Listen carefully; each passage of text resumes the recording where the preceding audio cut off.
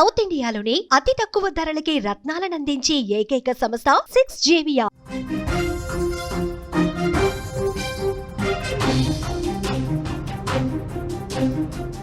అంతర్జాతీయ రాజకీయాల్లో పెను మార్పులు చోటు చేసుకుంటున్నాయి.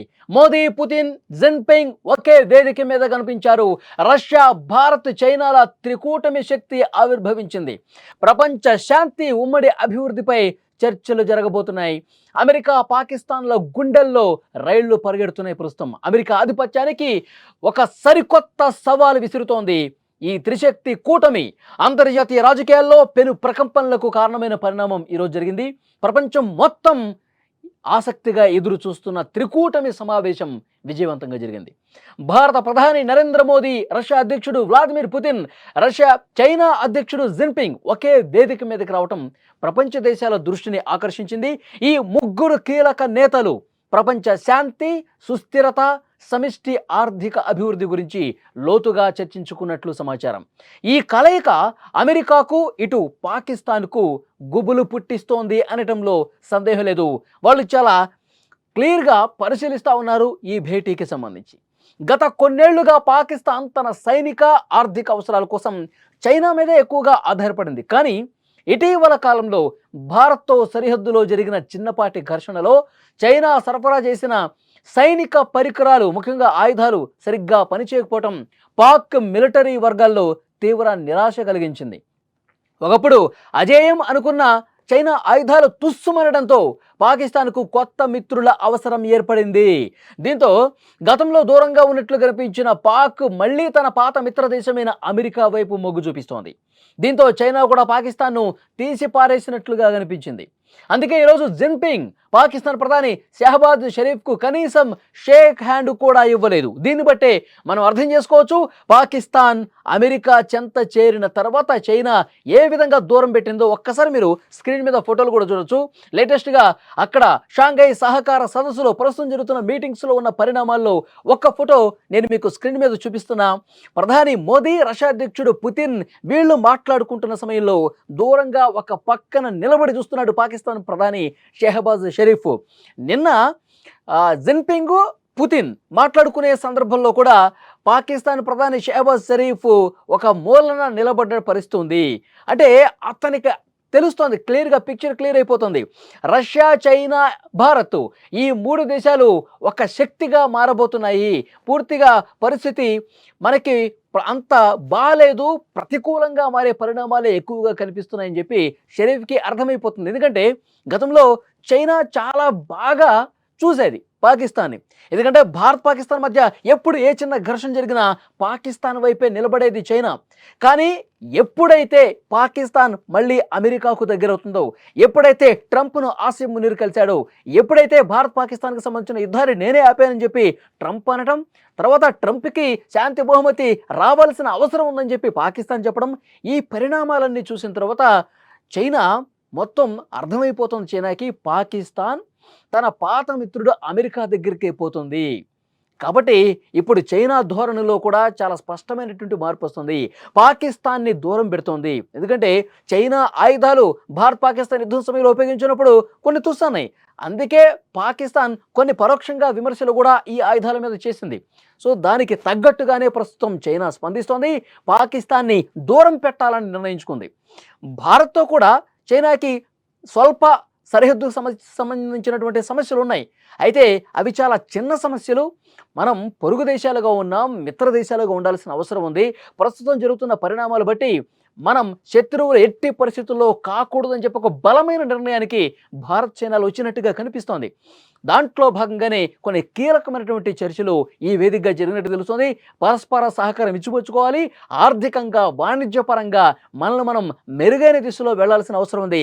అమెరికాకి చెక్ పెట్టాలంటే, అమెరికా ఏకపక్ష వైఖరికి మనం చెక్ పెట్టాలంటే మనం కలిసి ఉండాల్సినటువంటి అవసరం ఉంది. ఎప్పటికైనా సరే అమెరికా విషం కక్కే కాలనాగు లాంటిది. మన జాగ్రత్తలో మనం ఉండాల్సిన అవసరం ఉంది. మన ఎదుగుదలకు, ముఖ్యంగా మన ప్రజల ఇబ్బంది పడకుండా ఉండటానికి ఏవైతే సహేతుకమైనటువంటి, సముచితమైనటువంటి నిర్ణయాలు ఉంటాయో వాటిని మనం తీసుకోవాల్సిన అవసరం ఉందని భారత్, చైనాలు మాట్లాడుకున్నట్టుగా తెలుస్తోంది.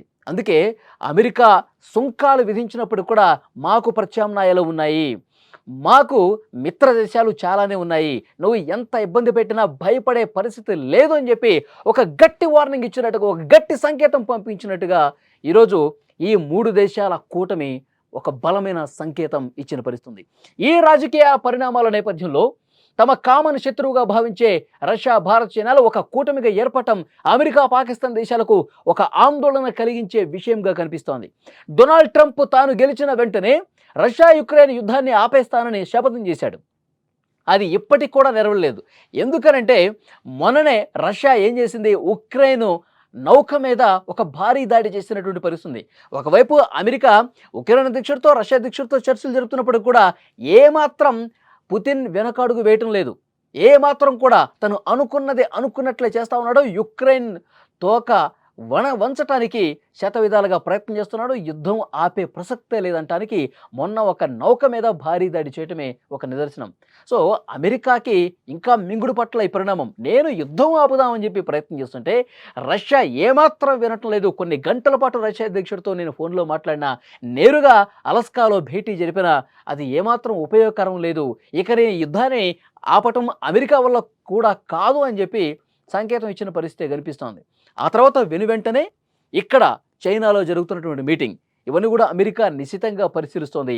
ఈ కూటమి ఇంత బలంగా మారుతున్న నేపథ్యంలోనే ఈ కూటమి కడితే కనుక అమెరికాకి, పాకిస్తాన్కి, అలాగే నాటోకి, ఈ యూరోపియన్ యూనియన్ కంట్రీస్ ఏవైతున్నాయో వాటన్నిటికి కూడా ఒక గట్టి సంకేతం పంపిస్తుంది, ఒక హెచ్చరిక పంపిస్తోంది.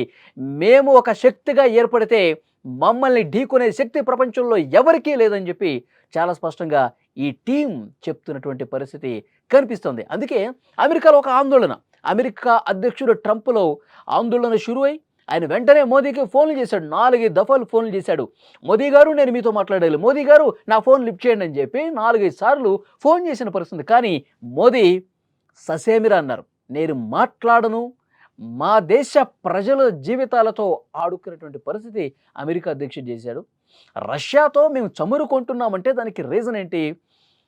ప్రపంచవ్యాప్తంగా ఉన్నటువంటి ధరలు కావచ్చు, అక్కడ ఉన్నటువంటి మా ఆర్థిక అవసరాలు కావచ్చు, మాకు సౌలభ్యంగా దొరికే పరిణామాలు కావచ్చు, ఈ బేసిస్ మీద మేము రష్యా నుంచి చమురుకుంటున్నాం. అంతేగాని మేమేదో యుక్రెయిన్తో యుద్ధం చేస్తుంది కాబట్టి, మా డబ్బులతోనే రష్యా యుద్ధం చేస్తుంది కాబట్టి ఈ ఆలోచన మాకు లేదు.